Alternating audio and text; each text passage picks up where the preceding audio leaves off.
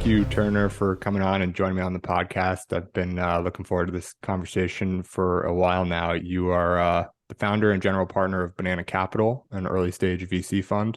You also write a newsletter called The Split, and you're about to drop a podcast, or actually this week, I believe, you started to launch your podcast called The Peel. And basically, if anything out there has a banana reference, it's probably yours. So I want to sort of introduce you to the audience in your own words. And if you could tell kind of your story from as early as you're willing to get started to where you are today and talk about some of the decisions you made along the way, that'd be great. Yeah, thank you, Jake. Thanks for having me on. Happy to tell the story. So I guess, going way back, originally was born in Winnipeg, Manitoba, up in the middle of nowhere in Canada. Grew up on the internet playing hockey, moved to Grand Rapids, Michigan with my parents when I was 9. It's kind of in between Chicago and Detroit. And right after we moved down here, my parents separated. So my dad ended up moving back up to Canada. My mom went back to school full time to get a visa to stay in the US. Couldn't technically work. So she would kind of volunteer, get paid cash, gift cards under the table. She also had her own small business. She designs custom handmade wedding gowns. If you've ever been through a wedding process, or if you haven't, big deal. People pay a lot of money. It's a lot of time. You would assume that designing a custom handmade wedding gown is a great business, which it's an okay business if you're in like New York or Paris, one of these big cities. Anyways, if you do it in, I don't know, the 50th biggest city in the US, you barely make minimum wage. You actually probably make less than minimum wage take home at the end of the day. So kind of got a front seat to that. We got food from the food banks a bunch growing up. I had 2 younger brothers. And I was also just a kid who took a lot of programming, art and design classes in high school.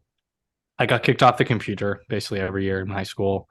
I actually got expelled one time, something that I did not do. But it was, if you're the administration at the school and you were looking at the evidence, it was pretty obvious that me and my friend did this thing. So I kind of knew I would do something sort of tech related. Also really just intrigued by my mom's business. I just thought I'll probably start a business someday. I want to learn about this stuff. So I went to kind of the close public state school, majored in accounting and finance. I joined the investment club and ended up falling in love with investing. It's like, holy cow, you can buy a stock, the price goes up, you make money. This is awesome. Obviously, it's a lot harder than that, but that was kind of what intrigued me about it. And so I just kind of kept going down the rabbit hole, and I realized, you see those clickbait articles like, hey, this is the next Amazon. Here's the returns if you bought Amazon's IPO. I was like, wow, yeah, you should invest in companies really early. And then I realized, oh, you can invest in these companies before they go public. And then I kept kind of going down the rabbit hole and was like, wow, you can invest in the biggest companies in the world when they are being founded. Like that is pretty cool. Like that is what the best investors are doing. Obviously very, very difficult to pull off successfully, but that's kind of what drew me to getting into venture capital a while back. It was probably like 6-7 years that I kind of had this realization that's what I wanted to do. And so I was the president of the investment club for 2 years, did a bunch of internships, was getting my resume ready to move out of West Michigan, move to a bigger city, kind of probably do the more typical path that you'd go down, work at a startup, do investment banking. Those are kind of the 2 major paths. Maybe go get an MBA. So I ended up meeting my girlfriend, now my partner, senior year of college, who had a job lined up after graduation in West Michigan. So we ended up staying. I worked at a bank doing commercial lending. You're basically lending money to small businesses, manufacturing companies, restaurants, real estate developers, etc. You learn a lot. Cash flow is super important, which is always interesting. Cash flow, the importance of cash flow and unit economics ebbs in and out in VC. So kind of, the whole point of the job was, can someone pay back a loan? And if for some reason they couldn't, could you sell the assets to get paid back on your loan? That was kind of the point of the job. And so I was there for about a year and a half.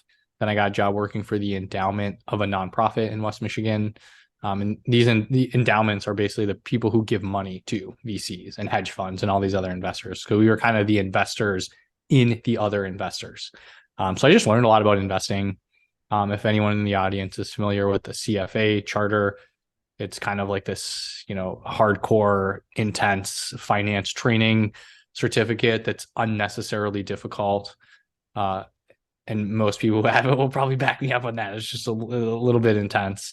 So I kind of started doing all that stuff. I got 2/3 of the way through it. I passed kind of the first two tests, and everyone told me the second test was the hardest. Passed it, and I just decided I just didn't really want to do that long term. It just wasn't. It was interesting. I really liked investing, but it wasn't the type of investing I really wanted to do, and I kind of kept getting drawn back to this venture capital thing. So I kind of decided I want to make it work. If you look at if you looked at my resume stacked up against everyone else who's probably trying to get these jobs, there was no reason to even respond to my cold email. Like, you should just delete my application right when you got it. Like, there's no proof that I'd be good at anything. So I just kind of started writing online, sharing my thoughts. It was kind of like a proof of work kind of thing. I just started picking some stuff that was kind of crazy that I thought would be right and laying it out there. I kind of strategically picked different topics I thought would be less competitive. I kind of thought of, how do I slowly just build a brand that founders will identify with? It was kind of the center of all my content. Is I don't care what anyone thinks except for the people who are going to be founding generational businesses, and they're going to be worth billions of dollars, do billions of dollars in revenue in 10, 20, 30 years. Can I find and meet those people and have them trust me when they're starting the company? Is kind of the center of all this, the stuff I do on kind of the content and the media side. And then super long process. Happy to expand on any of this stuff, but kind of, shared stuff on Twitter, had a blog. I did these fantasy VC portfolios. It's kind of like if you play fantasy football or fantasy sports and you have like a fake team. So I kind of had this fake $1 million portfolio.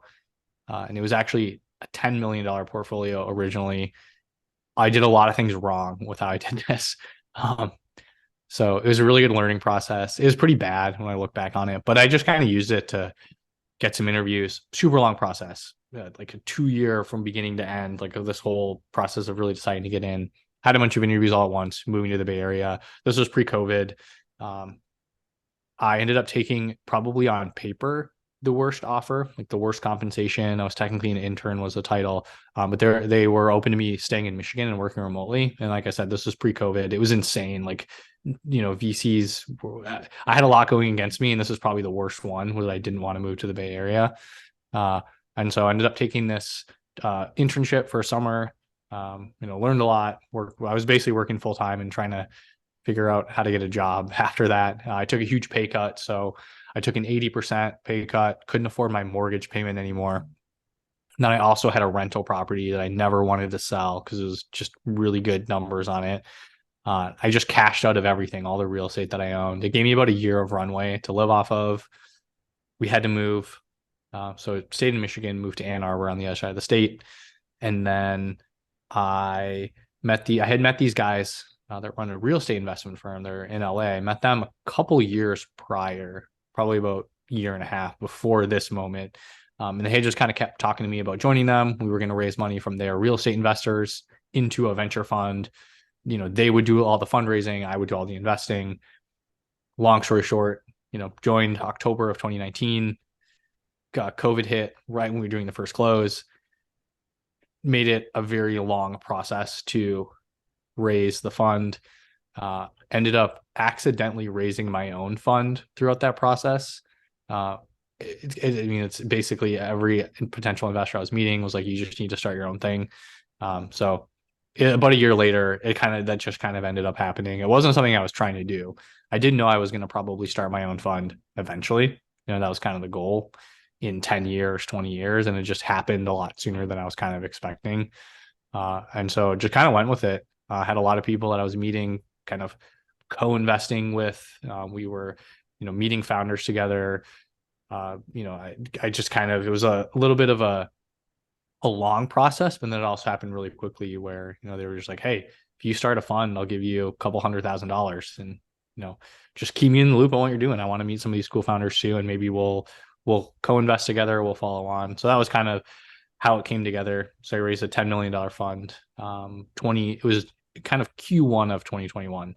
It happened pretty quickly, but it was also a pretty long process. I was essentially raised the fund over the last, the 2, 3, 4 years prior to that, just slowly meeting people, making the connection, showing them what I was all about, what was going on. So anyway, so it's kind of the story, and happy to dive into any of the details. Awesome. Well, appreciate you sharing it, going back from the very beginning. I think one of the things that stands out to me from your story that's different from a lot of other people who are doing things similarly to what you're doing now in terms of like having their own fund and writing a newsletter, everything like that, is you didn't grow up at all in sort of like the Silicon Valley area or New York or anything like that. You're in Michigan, like you said. But you did sort of grow up on the internet, and like it seems like you sort of everything that you did in terms of meeting people from being when you were young, you were playing video games, meeting friends. I think I heard you on another podcast talk about like you're sort of meeting people who went to your school who you didn't know from school through like other friends who you did know at school through playing video games. And then maybe 2 years later, you'd have class with them or whatever. And it sort of shows this, concept that I've sort of grown to appreciate over the last few years, sort of like plugging into this internet world myself, more so. I didn't grow up in that. I would say I grew up like sort of around people physically around me, and then I would go and follow those friends I had from in person on Instagram or whatever. And so I was sort of mirroring my physical social network in the digital world, but you were building your social network in the digital world, and then sort of that would manifest in the physical world, whether it was meeting people you had played video games with in high school or finding people who you had connected with on Twitter who then become LPs in your fund. Can you talk a little bit about like sort of your growing up on the internet in a sense? And it sounds like with writing. I know it was more serious by nature sort of content, like analyses on public companies on Seeking Alpha, like you said, and then eventually becoming like, more of like a Twitter memes guy. How has have you built most of your social network on social networks? Yeah, I think so. Everything's probably a first, second, third, fourth degree connection. Like it's probably how it kicked it all off. And you meet someone who then you met someone else, and then you met someone else from that person, and maybe there's another, you met someone else from that, and it's like there's 4 rungs, but basically came down to like, oh, you said a really good tweet one time, someone followed you, or you sent a really good cold DM to someone 4 years ago. And yeah, originally it was more serious stuff. I kind of, I guess a lot of people know me for making memes on Twitter, shit posting, messing around, but it didn't actually start that way. I wouldn't say I pivoted into it. I just kind of evolved into it. Is basically, I just always thought about what's the opening, like what are people interested in? What's the open lane? What's the blue ocean? Is that the right word? I don't know. I don't know the corporate jargon. We'll go with it. Yeah, we'll go with it. But I just thought like, well, I kind of had this realization. It's like, man, all that really matters is just if founders know about you, and do they like you? Do they trust you? And do they feel like they can build a genuine relationship with you? And that was kind of like what I realized I was just observing how, I guess, venture worked. A lot of people write these blog posts about how to send them a cold email, or if you should use a doc send or PDF, how to, what questions to ask them. Like the stuff that they put out was like, I actually didn't think it was that interesting. Like I would think about, if I'm hell bent on, I've got this idea and I'm going to build a public company, I just do not give a shit about how to send someone a cold email. Like that's just not helpful to me. So I started experimenting with stuff. I was like, I'm very, very surprised at the people who like my tweets, DM me, follow me. Like it's actually insane what the best founders actually care about, and what they consume. Like there's a very serious, you learn a lot, which I try to incorporate. But then there's also like they just like sometimes people are just too serious, and you need to just to appreciate some of the other parts of life, whether it's humor or anything else. So I kind of slowly evolved what I was doing over time, and I always just think about like growth, branding, like virality of things. I don't know if that's the right word to describe it, but I just realized that memes are really the language of the internet. And I mean, I always knew this growing up on the internet, but I just realized even in like a, I don't know, like a business sense, like in a, like most memes are like, I guess in kind of the startup tech world, there's like B2B and B2C, right? Like there's, business and business to consumer. And like most of the memes that are out there are always like, consumer facing meme accounts. And I was like, what if I just kind of make a meme account that's about venture capital or startups?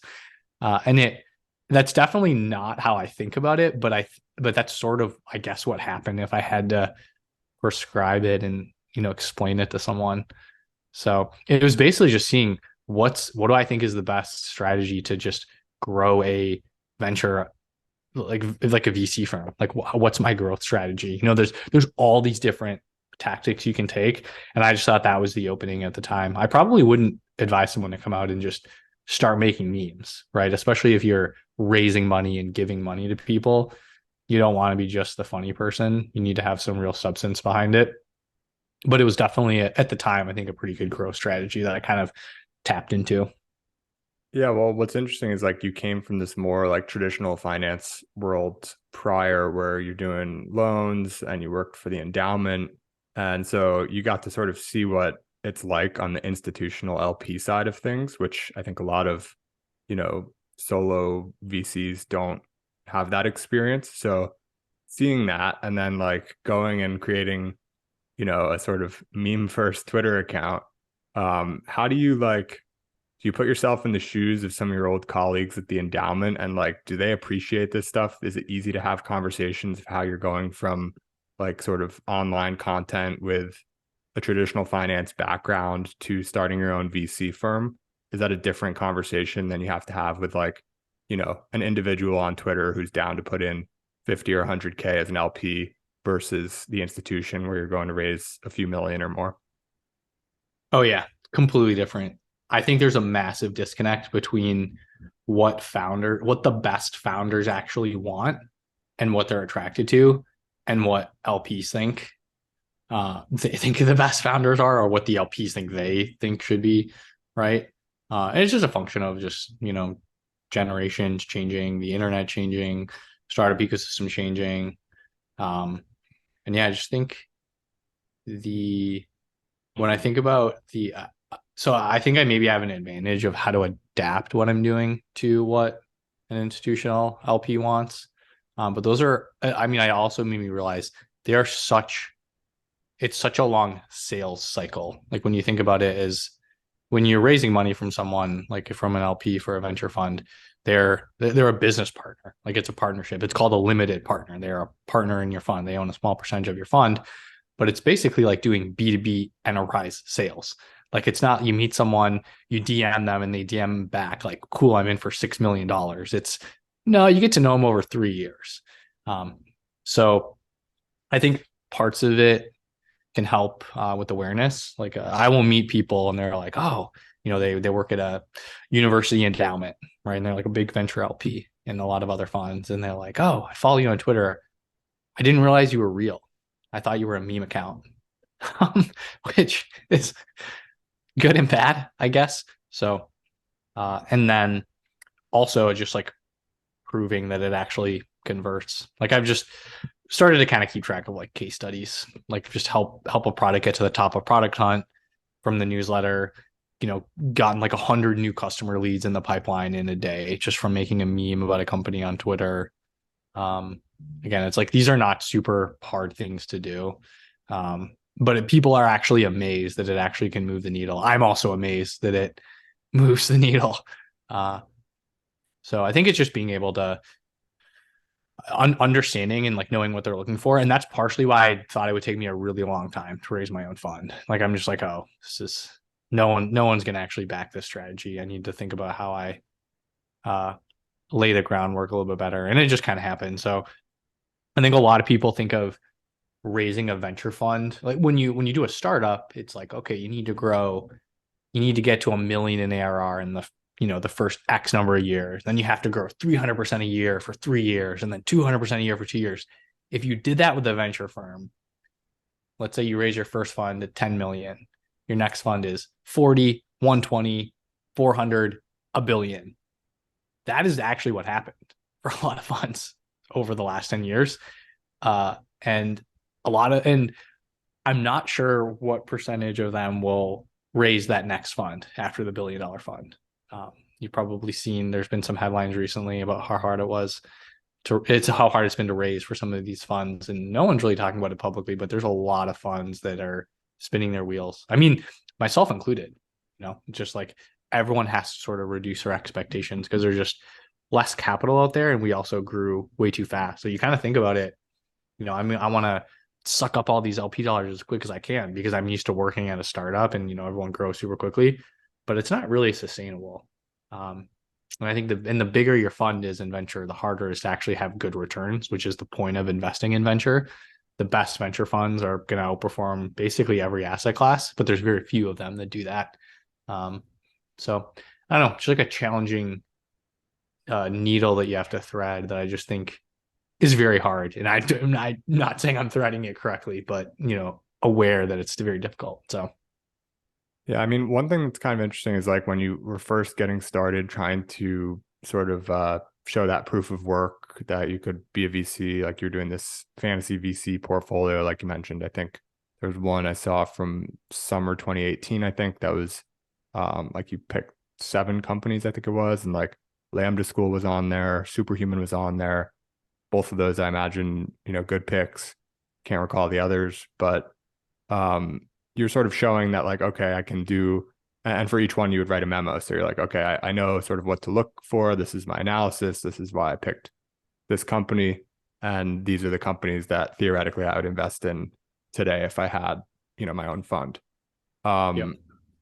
And that's sort of like showing like, okay, what's the takeaway message there? Like Turner has great judgment. Like if you look at those in several years or whatever, and the companies did well, you're like, okay, he has great judgment. But now that you're actually, it's no longer fantasy VC, you're playing the real game. And it's not like all about judgment, right? Because like you don't have the universe of startups to look at where you can get an allocation of your desired size and whatever one. You have to raise the funds from LPs and sell them on it and sort of stick with the strategy that you sell them on.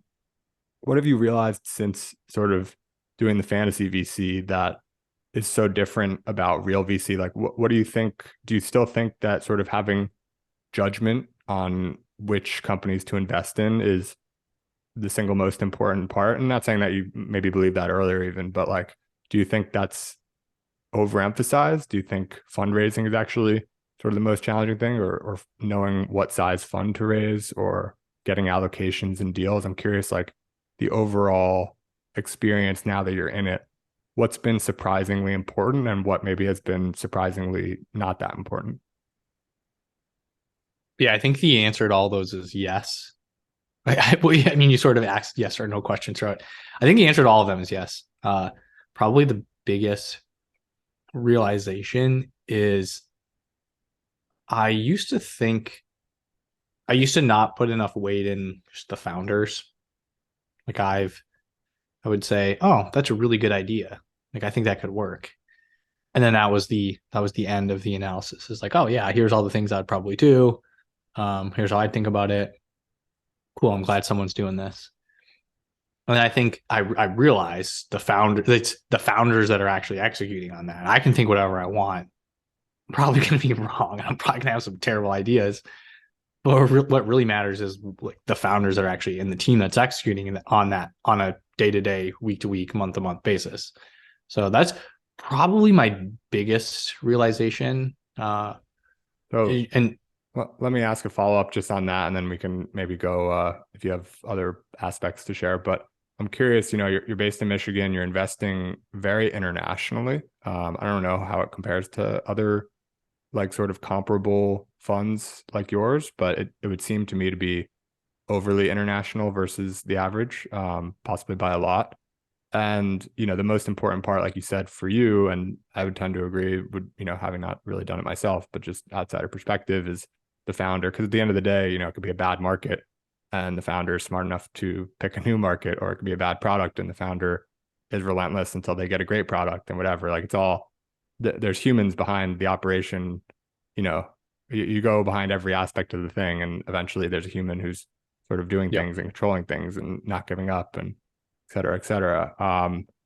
But you have to sort of be able to evaluate these founders from Michigan. And like a lot of people are, bearish on the idea that you can do that, that you can get to know a person just from the internet or just from a phone call or Zoom or however many interactions it might be that are not in person. I, having built this podcast without going and meeting people and whatever, and having really, I think, great conversations with a lot of people, tend to think that you can get to know someone pretty well. But I'm curious, like, how do you think about, getting to know founders well enough and feel comfortable being able to make a solid evaluation that these are the founders you want to back? Yeah, for me, it's just about conversation. You ask them a lot of questions, examples. It's not going to be perfect, and that's the thing is like you get a lot of these calls wrong anyway. So I don't really stress about them too much, especially with an early stage portfolio. You have a lot of companies, and you just you're going to make some wrong calls, so you don't stress. But yeah, I think generally, and to actually answer your question, also continue on where I was going, I realized how not important the market was, but also how important the market was. So, for example, like I just did not invest in crypto. Just like this is a scam. I do not I do not understand this, but I do understand it. So at the same time, I understood what was happening, but I really just didn't quite get it all. And so there's definitely certain areas where I say I know this market up to an extent where I just don't think it's a good market, so I will just avoid it. And so sometimes that can help on the other side with founders is I actually understand this pretty well. I've invested in some similar companies. I'll talk to these founders in whatever country. They're building something similar that kind of already exists. That's generally what these international investments are. It's like, oh, it works in the US or it works in Europe or it works in China. We're building it in India or vice versa. So if you're already familiar with how it works, like you can usually tell when you talk to someone if they really understand the nuances. And it basically comes down to just like asking questions about the customers and the problems. And if you do it enough times, you can kind of be like, that was a this answer is not very good. And I just ask them like how they're doing things. Like one product I really liked, thought it was a good idea, but he just would not tell me how he was acquiring customers. So it's just I couldn't get comfortable with it. Like that's I think a key part of how you grow a startup is just the customer acquisition strategy, the growth strategy. He just would not talk about it.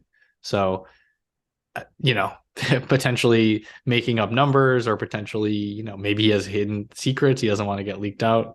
But that's kind of just a rough framework that I use. And then also in the US, like Michigan, like being in Michigan, it's pretty easy to just fly out to San Francisco, New York, LA. You can generally try to meet with people before. I've done that like half the time. It's just when it makes sense. If the check's big enough, if you have enough time, be like, hey, I'll just come out to SF next week. If you want to hang out, we can get to know each other a little bit better. So I do that a little bit too. Yeah, that makes sense. And it sounds like you're able to get like, I mean, when you invest in a founder that's purely from like remote communications versus going out to grab a coffee or whatever, is the coffee and meeting in person somewhat of like a cherry on top formality, or have you found in some cases that actually sort of moves the needle? Yeah, I think it does move the needle. You can probably tell, like being completely remote, you're forced to say, okay, I mean, just for this example right here, Jake asked me to come on his podcast. I don't know if I want to. Like, let's look at his proof of work on the internet. If it's worth the time, like, is he any good at podcasting? Let's listen to some episodes. How good are the episodes? How well does he edit them? How does the conversation go? Does he ask good questions? So you can kind of do the same thing with the founder of a product. Like, someone might be this great, in person, they command a room, really charismatic, but their product is not good. The website's not very good, bad written communicator, typos. I don't know. I'm just kind of, I haven't really met a lot of people like this, but it's just you really say, like, huh, there's a little bit of a disconnect there. Cause I think all those things are really important. I think being a good communicator is like a key skill of like an executive, like a founder, like a CEO, any of those things. And you can almost get blinded by hanging out and meeting with someone in person. I mean, it happens on Zoom too, right? we've all heard the stories of the founder pitching a big firm, playing video games on the side. The investors are blown away by whatever the founders are doing.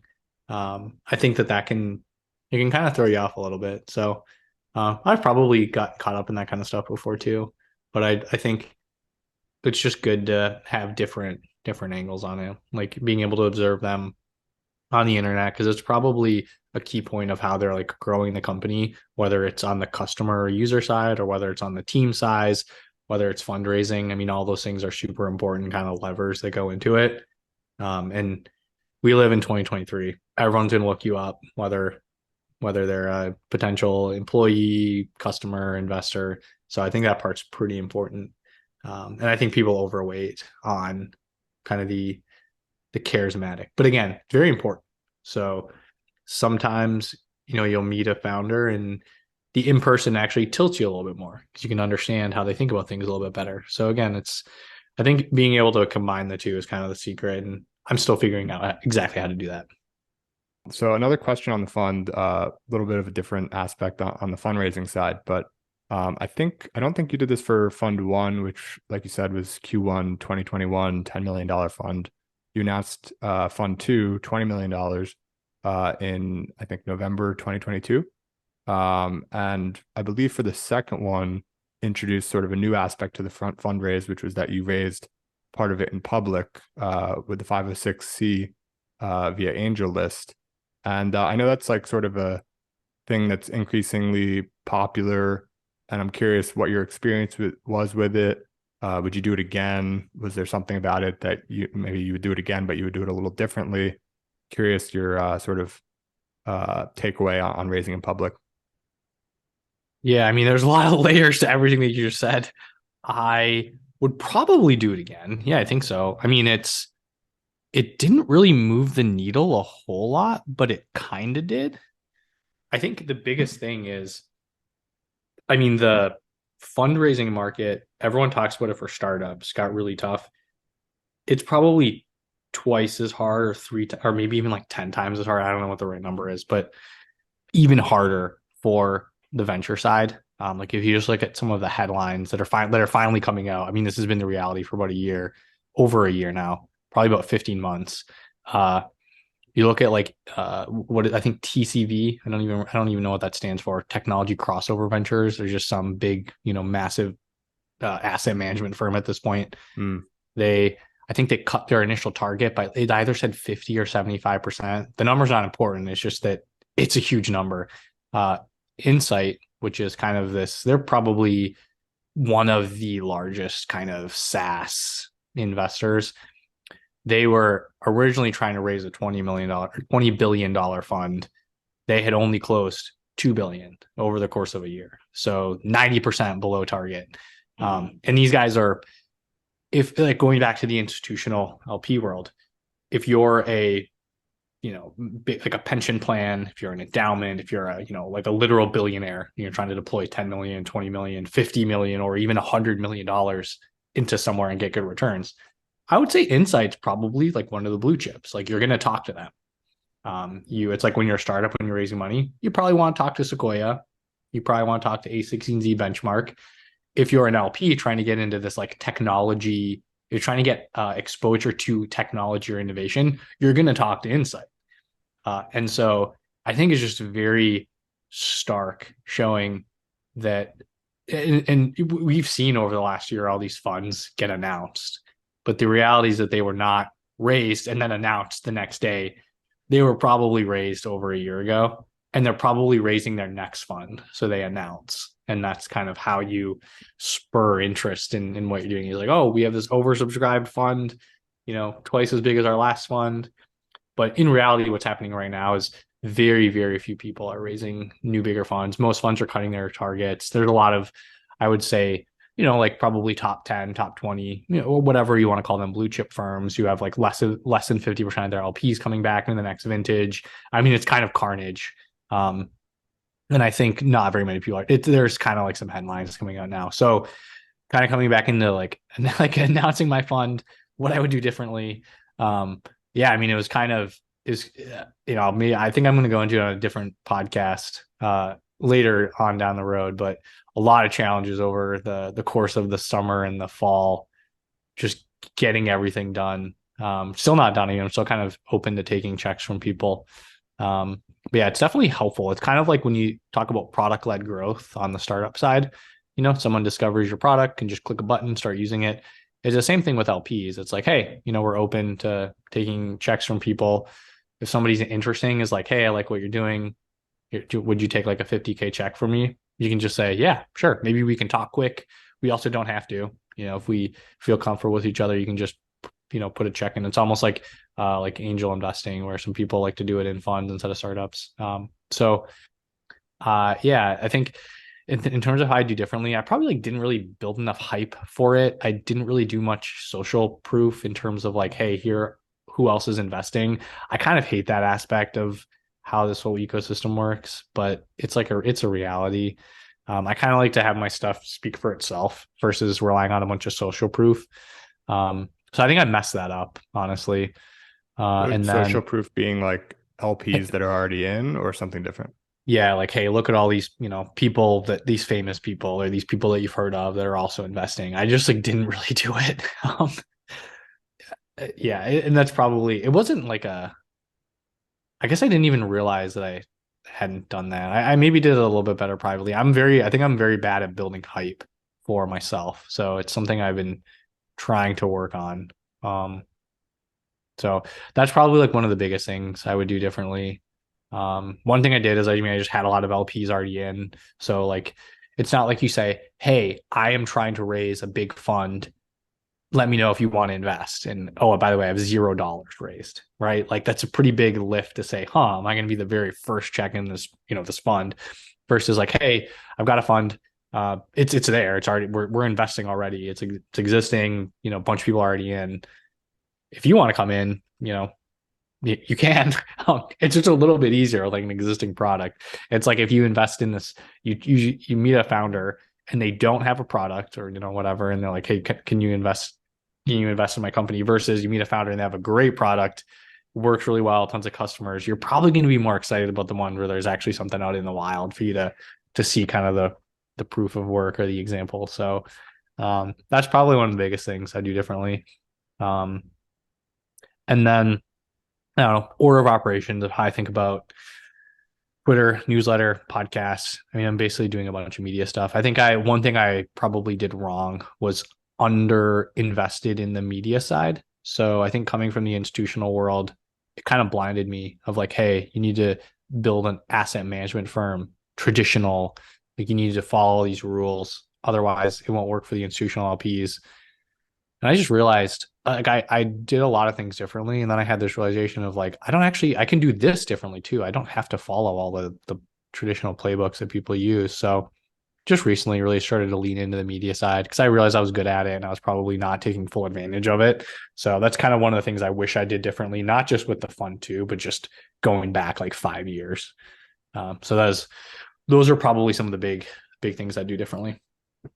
Yeah, well, I think still plenty of time to get rolling on a lot of that, and still pretty early, investing fund two, and hopefully a lot more funds to come. But I think Yeah, I hope so. it's interesting the bit about like not naming former LPs. I mean, you'll know from my outreach, my email to you that like I have no trouble, naming some Name of my dropped, yeah. yeah, it's name dropping some podcast guests because to me it's like I would say at the end of the day I am pretty darn bad at like uh marketing myself. I think I could be like I think I'm okay at marketing products maybe. Not that I have Mhm. like too much experience, but marketing myself, it just does not feel good. It feels icky to me. Yeah, it feels Um, dirty. yeah, but I'll tell you why, and maybe this will help you get over it or something. Why I have no trouble with the name drops. It's just an extremely efficient way to show legitimacy to me, where like I don't, I'm proud of the people I've had on the podcast, and it shows like if they've been willing to do it, then maybe you would too, and Yeah. you can go listen. Hopefully, I try to pick a couple of people who I think the person I'm reaching out to knows or would recognize or might be interested in listening to a podcast with, so that maybe they'll go. I link the episode when I say their name or whatever, so that they can go and listen to that. And like you can listen to 10 minutes and you'll be like, okay, here's this legit person that I know and maybe I'm even friends with or look up to or whatever. And here's Jake interviewing him, and this is pretty interesting. So I'm going to say yes. And like, I just, that's 2 words for like a first and last name of a person, rather than me having to like explain, like, here's why you should come on and like, here's what I do differently or whatever. It's just like, well, I've already sort of done enough to show these people that it's like worthwhile. Yeah. And so, maybe you can consider it too. Cause I value people's time, and like, especially with like a cold email, Yeah. I personally think it can't be longer than a tweet, like the old version of a tweet, not the new character limit. Oh, so you're saying like 140 characters? Yeah, or, like or you're saying 280? 140, I would say. Really? I mean, I came Okay. up with this framework before they expanded it, so it must have been based on that at some point. And yeah, like, 3 very short sentences or something like that, and call it a day. Because I don't know. Anyway, so I would certainly drop the LP names for next time. I wouldn't feel bad about it. As someone who generally feels bad about that category of stuff, maybe I'm Yeah. just like weird on this particular aspect, but I don't at all feel bad about that, and I don't think you should either. And while we're on the subject, I will drop some names, and maybe you can tell people where they can go to invest if they can still get into Fund 2. I know some of the LPs are Fred Ursum, Andrew Chen, Saram from A16Z, Sequoia Capital, Nikhil Basu Trivedi, who was previously on the podcast, Sembel Shah, Hans Tung, Eric Torenberg, laundry list. You can imagine, I'm not going to name them all because now I'm getting a little embarrassed. But if you want to go invest in the same fund as these folks, Turner, where can they go? I think if you go to my newsletter, it's the pinned post or blog article. I don't know what we call it, but yeah, it's just the split, and it's .it. So the split, so spl.it is the site. I might actually change that. Anyways, you'll find it on there. THESPL.IT. Yeah, it's a little bit of a weird naming convention. I think IT is, I think, Italy or something. Right. Anyways, yeah, just it fit with the name of the newsletter, all the banana themed stuff. The podcast is the Peel, the newsletter is the Split, and then the fund is Banana Capital. And I'm gonna need to think of some new banana names if I want to do like, other content. Yeah, I mean, so far so good. Banana obviously being the flagship, and then the Split and the Peel seem pretty natural. So whatever's next has to be got something to live up to. But I have confidence in your ability to come up with one more banana reference at least. Yeah, any ideas? What are some other banana things I could do? Oh no, you're the content guy. This is not my expertise. But, You're the one. You got a podcast. You got the long-standing podcast. You've been doing this for way longer than me. You should I'm know. like the non-content content creator though. I don't know how to do any of the I don't know. I'm not I can record a good podcast, I think. And beyond that, I post it to Twitter and hope a few people get to listen. And so far so good, and have met some awesome people, including yourself. And I just enjoy it. And so I think, it's something I view as being something that I'll do for life. And if at some point I hit the hockey stick on the growth curve, that would be nice. But if not, I'm having a lot of fun, and hundreds or thousands of people are listening to every episode, and that's a lot. It's like every we're sitting here, we'll record for an hour.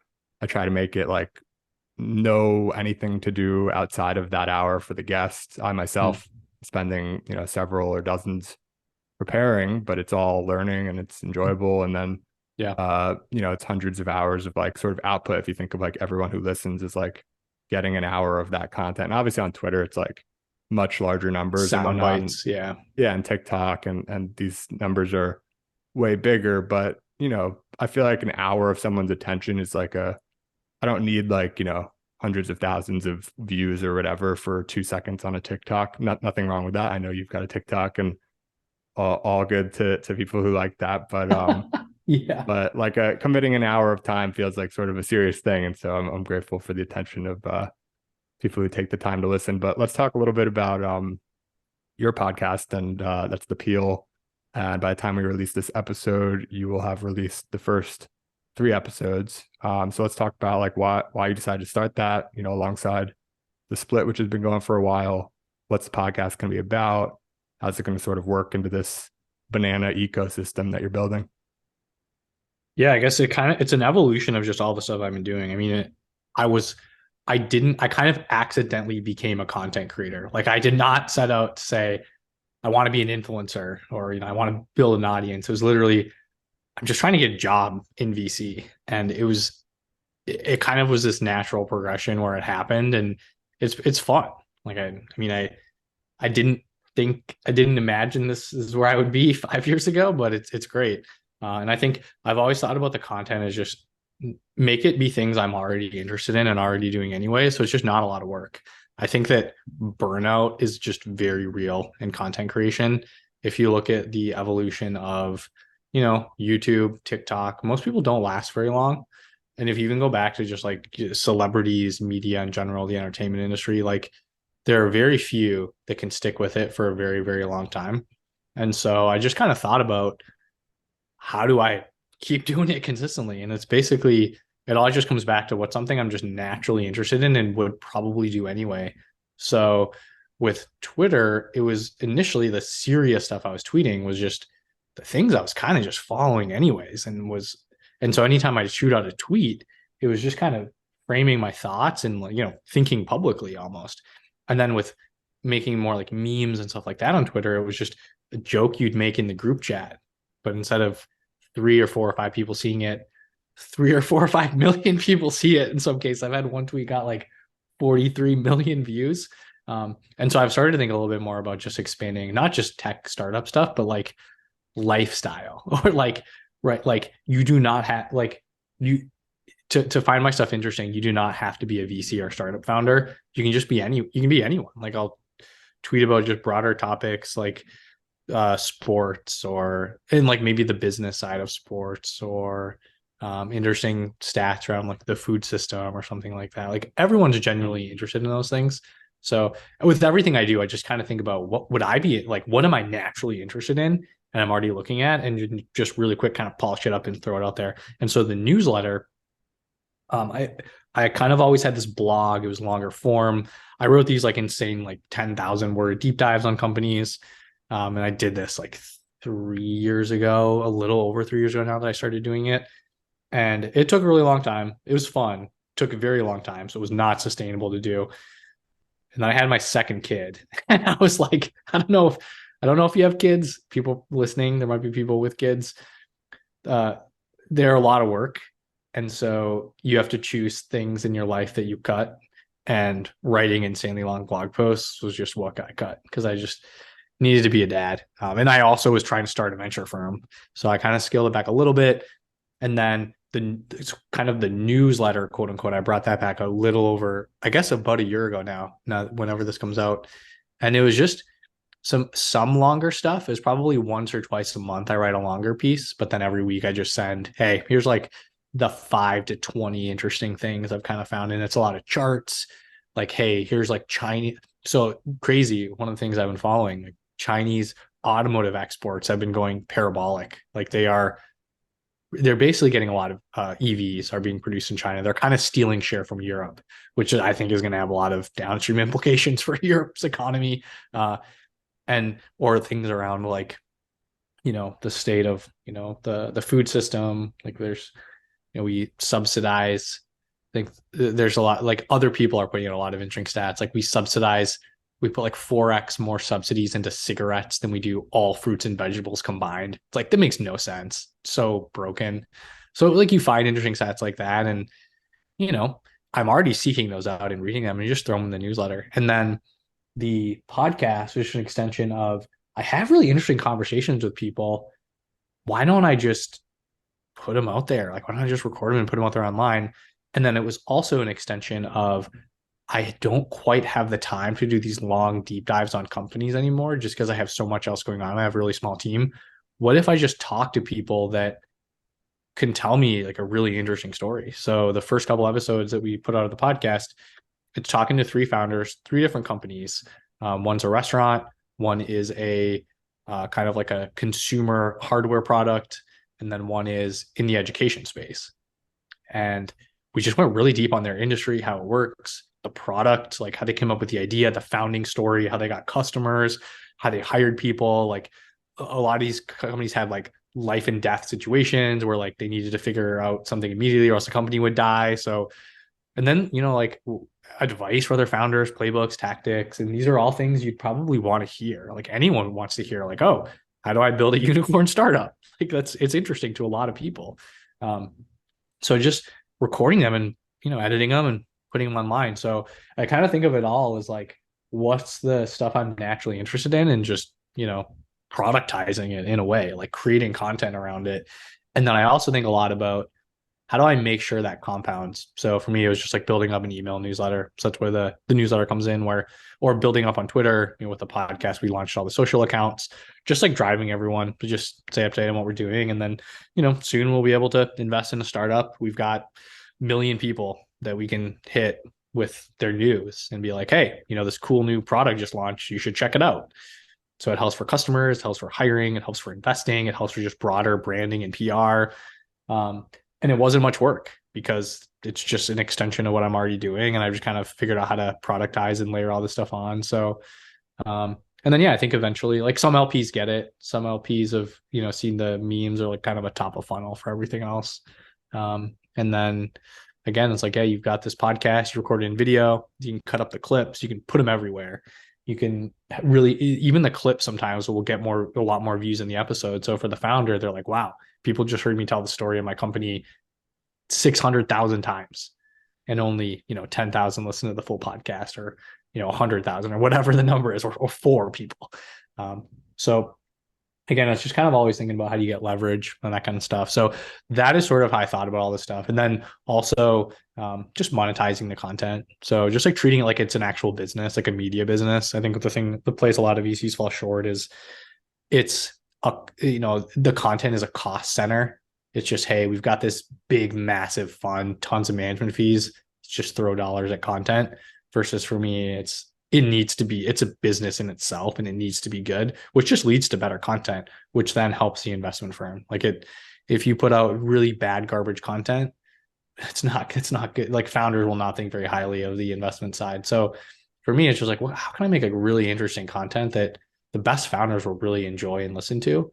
And then for all the sponsors I work with, it's just companies I'd probably invest in anyways. It's just really good products. They're just, they're outside our strike zone on the valuation side. So we're just like finding people that, helping them amplify their own message.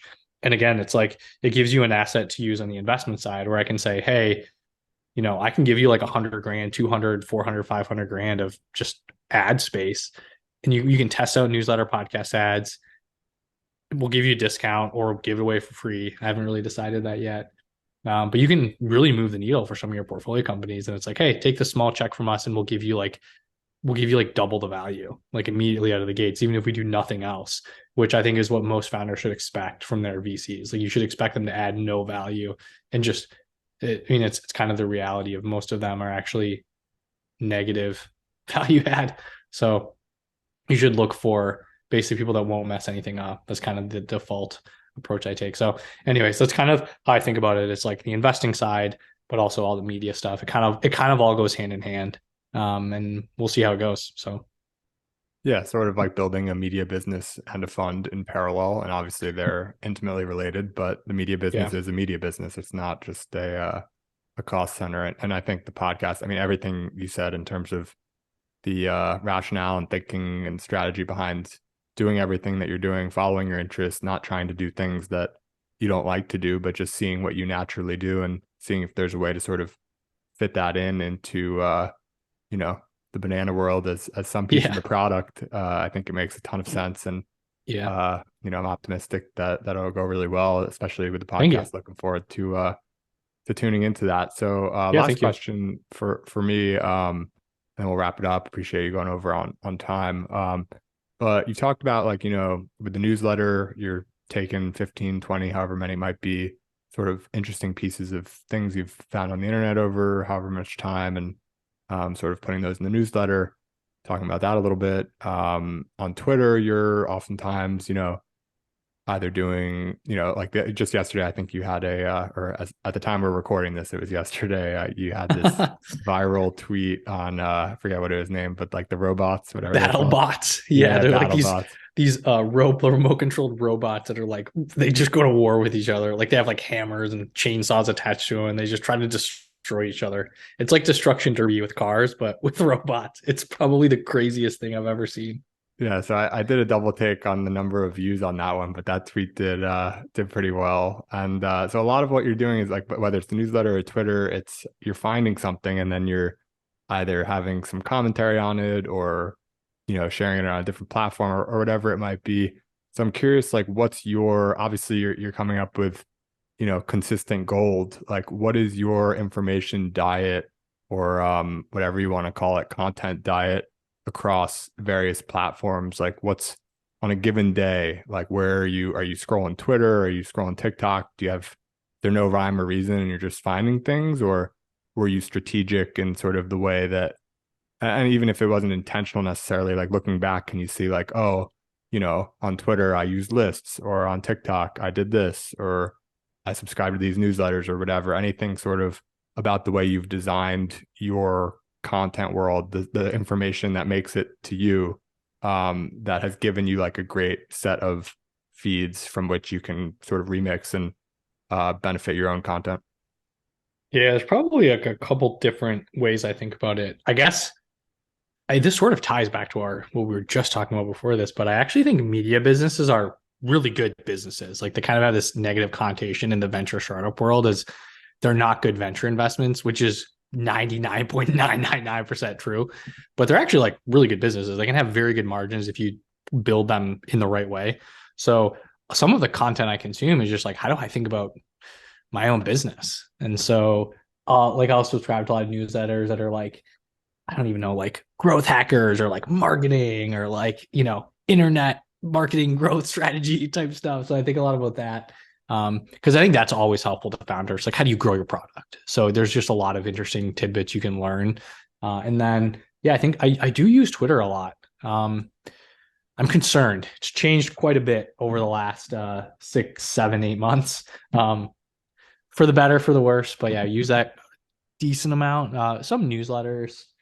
I don't, and then the other, I mean, I use TikTok and I use that as like my tapping into like the smooth brain, or understanding what the average person is experiencing or thinking. Because I do a lot of consumer investing, and I think it's tricky to relate to kind of like the mass consumer who probably use it, like the average person in the country. They're not somebody who is a software engineer at Facebook or is building a startup or launching a podcast. They're a nurse or a teacher, or they deliver for DoorDash, and these are all like perfectly great things to do. But we don't really get exposed to it quite as much in our world. So using TikTok just helps me kind of tap into what the world is like for those people. So I probably get some stuff from there too. And that's like the BattleBots video. I discovered BattleBots a couple months ago, and these videos are insane. Like just Google BattleBots, find their TikTok if you're listening to this. Some of the videos are just nuts.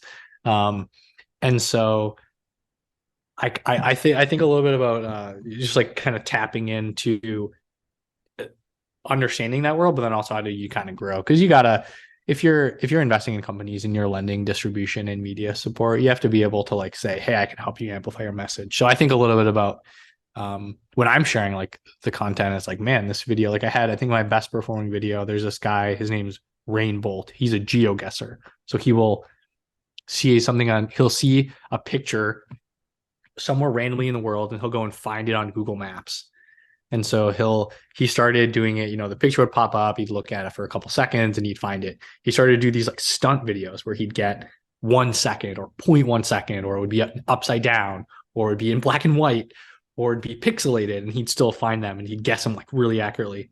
And then he did this one where there was this video of this capybara riding in a car, and he discovered the exact location the video was shot. And it was probably his best video. And I was like, oh my God, this is so crazy. So I put it on Twitter and was like, this is the most insane TikTok account. Because it was true. I thought his stuff was great and just unbelievable. and because I think I mentioned earlier, I got like 43 million views, and he didn't have any presence on Twitter.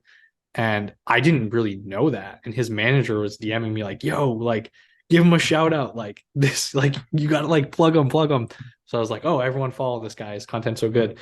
And so I kind of think about like, it's almost like venture investing, like with content. Like you just find cool stuff, elevate it, curate it to people. What do you think is going to do well? And what are people going to identify and connect with and enjoy. So I think about that a little bit too, and how I consume and how I share and curate.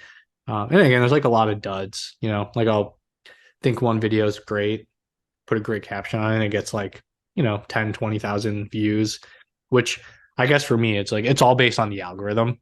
So it's like, it doesn't even get put out to all your followers because the algorithm said it wasn't good. So I think it like helps understanding how all these algorithms work.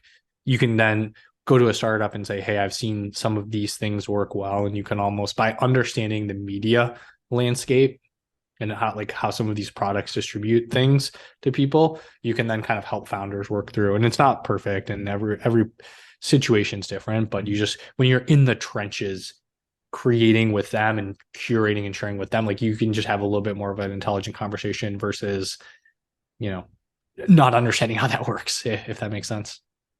Yeah, totally. And I think that's really interesting. I actually just took a note for myself. I'm going to give TikTok another shot. I've downloaded it a couple of times, and like I just I don't know. I can't help but feel like it's such a waste of time. But It is, yeah. but I I mean, think you find something and like it's interesting, like that Geo guy. Like I'd watch that video. There's certain content that I think is it's like Twitter. A lot of it is a waste of time, but if you spend 10 hours and 9 hours are a waste of time, or even 9 hours and 50 minutes, but in 10 minutes you find your next seed investment, then the 10 hours are worthwhile, yeah, so exactly. anyway. And I think TikTok is super important if you just want to understand like what the average American is thinking about and what's popular with them.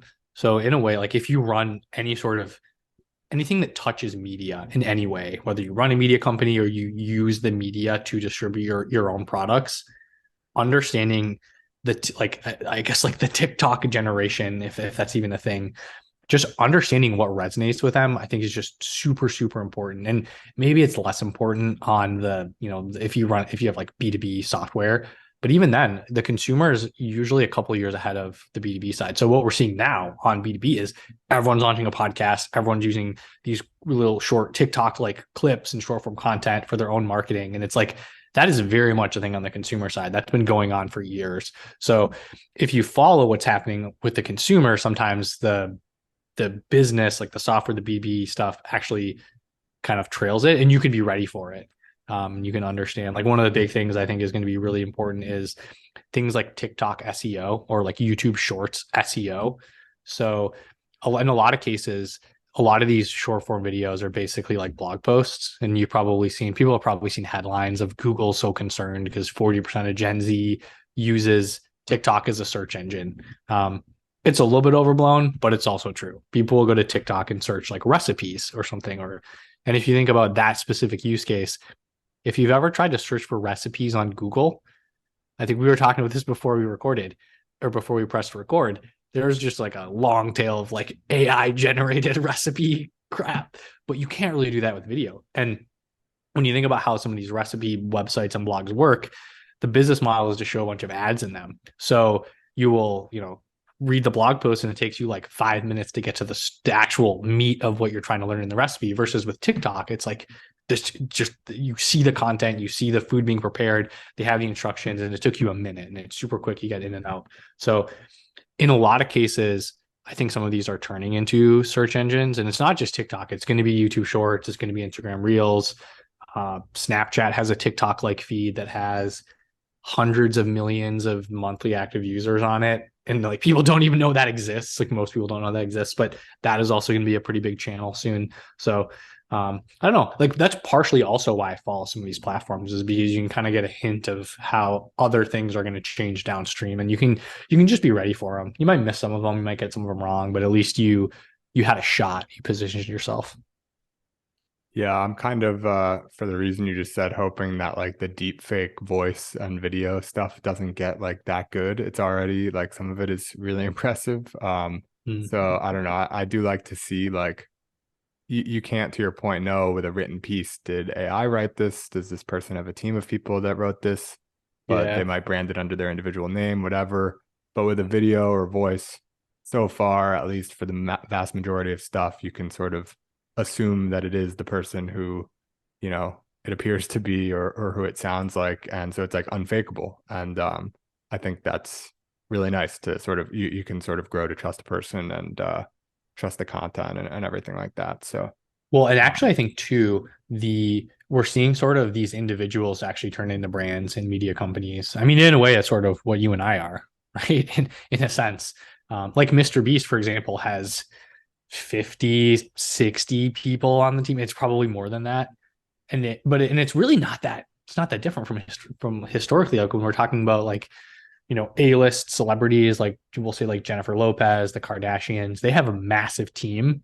The brand is just, instead of Coca-Cola or instead of McDonald's, the brand is Mr. Beast, the individual, the person, because sometimes that's a little bit more relatable. Or more so, I think it's that the marketing person at Coca-Cola is not messing around on YouTube making content, and the kid in his room in North Carolina, Jimmy Donaldson, Mr. Beast, is the one making the content. So I actually think we've seen some brands adapt that pretty well. For example, Duolingo is probably, in my opinion, they've done the best over the last couple of years. They actually turned their mascot, this owl, into a character that people identify with. And it's probably one of the best accounts to follow on TikTok if you want to understand how TikTok can be used for marketing. They basically make memes with their mascot in based on TikTok trends. So the way TikTok works, there's always these um, different topics. You iterate on the sounds, different types of captions. Like there's these memes basically on TikTok that kind of go through cycles, and they just participate in them with their mascot owl, and it'll get 10 million views. And it's just an app where people are learning a language. That's what Duolingo is.